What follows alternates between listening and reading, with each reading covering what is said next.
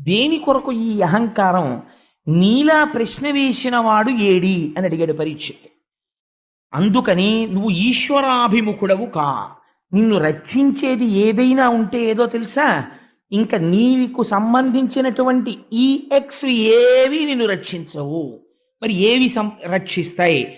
నువ్వు పట్టుకోవలసినటువంటిది ఈశ్వరుడి యొక్క పాదములను. వివేకము తెలుసుకో అని చెప్పాడంతే శుకుడు. వివేకం అనగానేమి?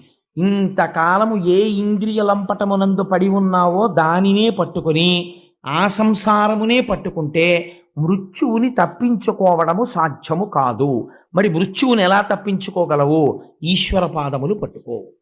ఈశ్వర పాదాలు పట్టుకుంటే మృత్యువు రాదా అండి అని మీరు అడగచ్చు. మృత్యువు రాదు.